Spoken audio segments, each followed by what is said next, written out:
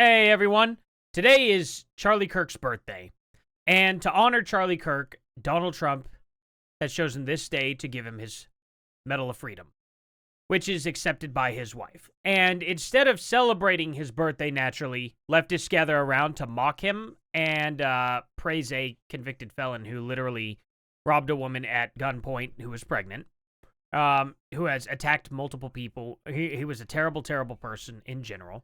And then he OD'd on some fentanyl, and the left blames everybody else except for him on his own actions. I can understand some nuance there with Derek Chauvin having his knee or, a knee on the guy's neck or back. I don't know if it was either or. That shouldn't have been allowed. That was on the police department. The police department trained him wrong. He followed orders. However, as they say as well, ignorance of the law does not make you not responsible. You know what I'm saying? You still have to face the consequences if you break the law, even if you didn't know you were breaking the law, right? And that's what happened with Derek Chauvin for the most part, except they pinned it all on him, managed to give him, too big of a sentence, and the police department that ended up actually illegally training these people to do the wrong thing, keeping him there for 30 minutes while they just knee him on the road instead of giving him Narcan or something like that. You know what I mean? Like, they do have an obligation to save the guy's life, and they just didn't. I don't know what was going on there and why it took so long to get anybody down there, ambulance or anything like that, but the city's absolutely responsible. The city got completely out of it by over-sentencing Derek Chauvin, and these people went along with it like a bunch of idiots. All these leftists, instead of actually getting real justice for, the city's mistake and the police department's mistake, they took it out on one man who was a part of the entire system. It was a system that failed, not one man. The most Derek Chauvin should have gotten was whatever, like a torture charge would get. You know what I mean? He didn't intentionally take the man's life. But here they are, kneeling. As most of you probably know, today was Charlie Kirk's birthday. It was also George Floyd's. George Floyd, unlike Charlie Kirk, is not known crazy for coincidence. But for paying the ultimate price of living as a black man in America. George Floyd's birthday today. I didn't even know that. Might be held in opposition to each other today, but I won't pretend that the two murders are comparable. George Floyd's murder was a symptom of a country built on George Floyd was not murdered. Centuries of white supremacy and police brutality. And when we honor his death, we honor thousands of black Americans who have been killed. These people are so completely delusional and so devoid of reality. It's unbelievable. By police brutality. When people talk about honoring Charlie Kirk, what are they honoring? We know from people who have had their jobs and life threatened for daring to speak against Charlie Kirk that he's not being remembered in the name of free speech. When threats are being made towards black students across the country in response to his death. Why? And there's no other students mentioned. Just black students only. They're here just based on race. They treat this as if, like, Charlie Kirk somehow was racially involved in something. He never said anything racist. How do they bring race into every single thing? This had nothing to do with race. This entire situation here, nothing to do with it at all. When classes are being canceled in fear of violence from its followers, what is being honored? So many people are scared right now. Scared of violent repression from fascists that claim to champion free speech. Not a single leftist is afraid that right-wingers are going to commit violence on them, period. They absolutely are not. They have never been in fear. That is an absolute dead-on lie. These left-wing people absolutely know, at least they think, for now, for sure, no one will be retaliating against them. Nobody's going to be hunting them down. They know this. That's why they're so brazen on hitting someone in the face. It's absolutely brazen, yeah. They're very, very, upfront about it. They do it all the time because they know that they won't face any consequences. That's why these people go out and scream at other people right in their face constantly. You never see a right-winger go up to a left-winger and scream in their face. It's always the other way around. Always the other way around. And yet, these people are not afraid in that moment at all. They get up, they scream in their face, they spit on people, they shove them down, they push them, they punch them. And yet, you never see it the other way around. I wonder why that is. It's kind of weird. You know, if they were really genuinely afraid, they probably wouldn't do that. And the thing about it is now we have to stand our ground. We can't let them do that. They get up in your face. Guess what? You thought they were going to do something. You defended yourself. It's that simple. They break a certain barrier. They get aggressively close and fast to you. You thought they were going to hit you. That's an absolute normal response to have. And we have to probably let them know that, you know? We probably have to be a lot more cautious these days because you don't know what a leftist will do nowadays. With everything that they've done, it's not worth risking your own life. Do what you got to do to stay safe. It's really genuinely that simple. And we haven't been doing that. We have been trusting that these people are going to come up to us, use their voice, and that's it. And they have proven otherwise.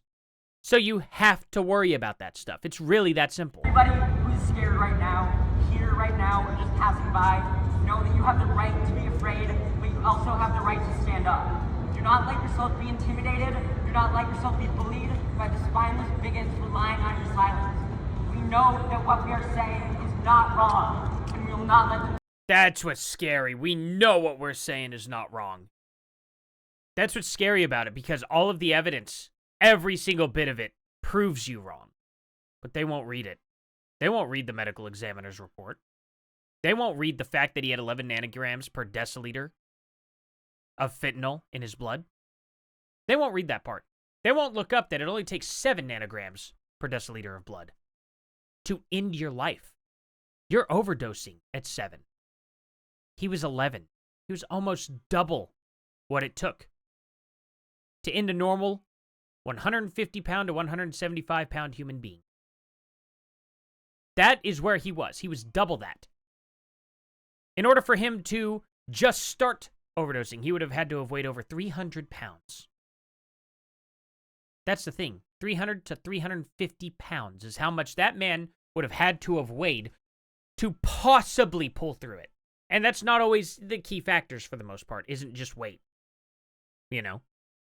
There's a lot of other factors, height, things like that. You'd have to really genuinely have a lot more to you to withstand something like that. So at the end of the day, there was no surviving what happened. There wasn't. At the end of the day, they could watch the full body cam footage where George Floyd is saying, "I can't breathe." He's handcuffed in the back of their car, saying, "I can't breathe, I can't breathe." Derek Chauvin takes him out of the car and lays him on the ground. Why couldn't he breathe in the back of the car? Were his cuffs too tight? Did the circulation get cut off at his wrists and somehow make his lungs stop functioning? These people will never answer those questions. They'll never pay attention to it. Silence us. They think they know they're right. They think they are right is the correct way to say it. But at the end of the day, they have no idea. So, here's the full video of Erica Kirk accepting the presidential medal. But I just want to get to the small clips because we're running out of time on video, and you guys could watch the full 16 minutes here. He was so wise beyond his years. You know, I talk to him sometimes and say, this guy is like a young guy. He was really a wise man. From the time Charlie worked on my presidential campaign in 2016, and he was there right from the beginning. He liked me. I don't know. I have no idea why. What the hell was he thinking? Yeah, I mean, there was a lot of Christian men running, you know, against Trump at that time, you know? Like, he's not talking about why Charlie chose him over, like, Biden or Hillary. He's talking about, well, you'll see. He said, "You're going to win, sir." I said, "You know, I'm running against 17 senators and a lot of tough people and governors. We have all these people." And he said, "No, you're going to win, sir." He said, "Not going to be close." And he made it happen. He helped make it happen, I'll tell you that. Without him, who knows what would be. Maybe you'd have Kamala standing here today. That would not be good. He was... Yeah, it'd be pretty terrible. It would be absolutely horrendous to have Kamala in that spot. I can tell you that for sure. There's not a single American out there that, you know, works a real job and doesn't agree. You know, here's this. I can't play this. It's way too much. But her kid made her dad a card, and said happy birthday, or I think she made a card, maybe not. She at least said happy birthday to him and wanted to give him a stuffed animal and eat a cupcake and ice cream with him. And she hopes that he has a birthday surprise. Man, that is hard. Just reading out loud. You know, when you have two little girls that are pretty much the same age as his. My youngest is the same as his oldest. And my oldest and my youngest are the exact same age apart that his youngest and oldest are apart. So my youngest is, yeah, you know, that's where he's at in life. He's literally, quite literally, let's see, that'd be 18 months behind us. Actually, yeah, just 18 months behind us on kids. And, you know, there's a lot of other creators that are like that, too, that genuinely feel this, you know. There's, like, people like Bering and Count Dankula. They both have kids literally same age as mine. And, you know, when the left is sitting there and just crap talking about all this, saying that she's fake crying and all that stuff, and, I mean, I don't think people realize how different you are after you're a parent. How strong you have to be in front of your kids. And, you know, how you can't really let yourself just go like that.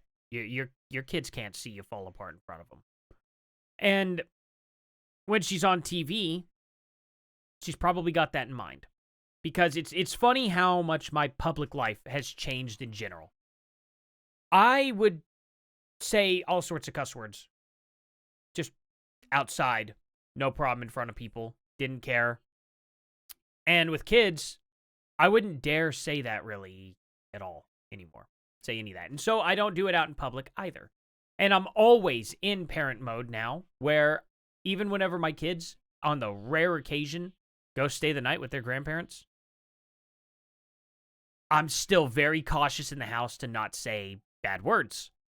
It's weird. It's like it's just always on.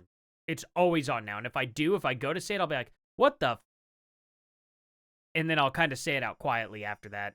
Just simply because at that moment, I obviously remember the kids aren't there. And then the wife and I are joking. It's like, they're not in here. And it's like, oh, wow. Yeah, that's, you know, it's a risky thing. So I get it. I do. I don't think it's that weird because she's living a life now where everything was perfect. Her husband was doing his thing. They're living a very nice, just complete life.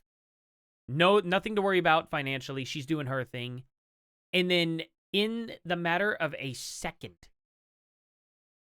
every single thing changed.